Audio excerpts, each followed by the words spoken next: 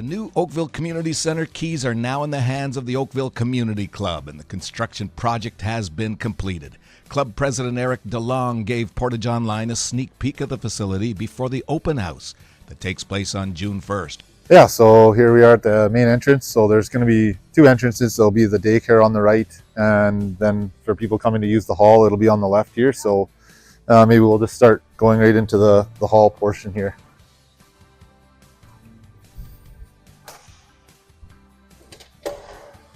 So yeah, here you've got your lobby. If you did need to connect over to the daycare, you can do that. But for all social functions, people will just kind of be coming into the main doors here.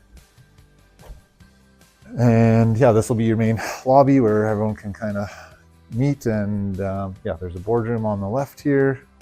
And there's going to be the main doors to the hall straight ahead there. There's our kitchen off to that side. Bathrooms down the hallway, and then we've got a pretty good bar set up here too. So it's going to be outside of the main hall, which will be hopefully we had lots of conversations about pros and cons of that, but ultimately we thought it would be better to have it out in the lobby here. So yeah, and then this is the main hall right here. It's kind of the nice grand entrance if you go right through, and there's going to be capacity for roughly 274 people, I believe, if I got my numbers right. So yeah, pretty nice size space for different wedding sizes, and yeah, even small weddings would fit here too if it's not going to feel too big for them. And yeah, pretty much any function we could have here. We'll go through here. So after you leave the hall then, and I can take you in here too. There's a pretty state-of-the-art kitchen that we've got as well. So we've got all the stuff you would want in here. It kind of wraps around the corner there, but this is the majority of it.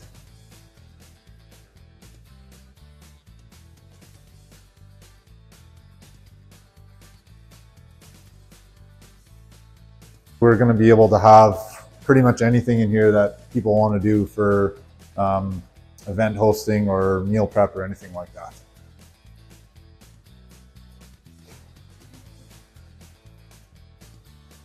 So yeah, if you keep coming,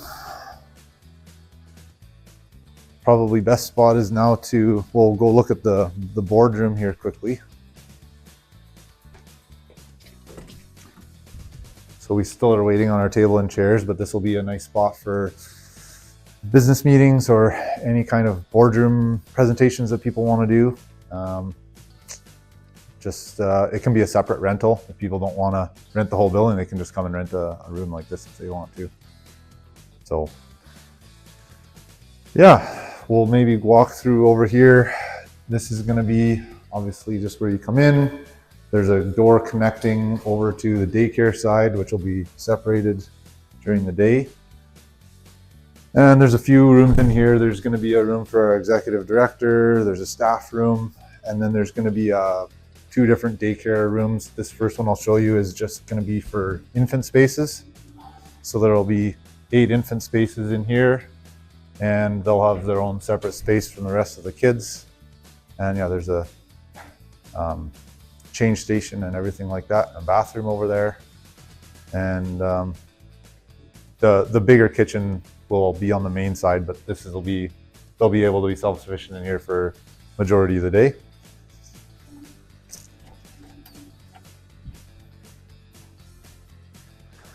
And then if you come through here, this is the main part of the daycare. So we've got lots going on here. There's cubbies for all the kids. There's kind of a partition if they want to separate the room for nap time. Lots of natural light. Yeah, mini toilets and sinks for all the kids. And if you keep coming over here, this is where there's going to be a full kitchen for the daycare. So there's not in yet, but there will be a fridge and a stove and stuff in there. And yeah, this is going to be where just again more of the kids can be. And yeah, that's pretty much it. So it's around the $4.7 million mark roughly. So it was a lot higher than we initially planned. There were a few factors involved with that, but inflation and exchange rates didn't help us. And yeah, we're fortunate we're able to still get it done. We still have more fundraising to do, so we're trying to make sure everyone's aware that we still do have a bit of a deficit that we'd like to erase. So we're still going to be fundraising, but we had cash flow financing to help make sure we could just get the project done on time here. So yeah. What did it feel like to get the keys? Yeah, it's kind of hasn't really sunk in, I don't think. I mean, you're working on it for so many years, and it still feels like there's a lot to do behind the scenes yet too. So you kind of stay focused on the task, but it definitely feels good. Oh, well, they built it in a year, but I mean, it's been in discussions and planning stages for, I'm going to say, 7 years-ish, somewhere in there. The daycare's trying to do lots of fundraising too. We don't have, well, we have our Table for 200 event, I should say, June 7th. So that's mostly spoken for, but I think there are a few tables. So that's our next one coming up, and there will be, yeah, more stuff coming. We have only so many volunteers to organize things, so you try and just do what you can. Yeah, we're in the roughly $700,000 range, and that's a moving target with different things that come up here, or credits that can be applied, or donations that are coming in. So that's a rough number, but yeah, it's in that range. I'll say thanks to everyone that's been involved with this. This just doesn't happen if there aren't a ton of different people and groups involved. All the donations we've received so far, greatly appreciated. For anyone who's thinking of it, we'd encourage that as well. But yeah, all the volunteers, all the levels of government, all the people behind the scenes that aren't going to get credit, we couldn't do it without all of them. From the Portage Online Newsroom, I'm Mike Bloom.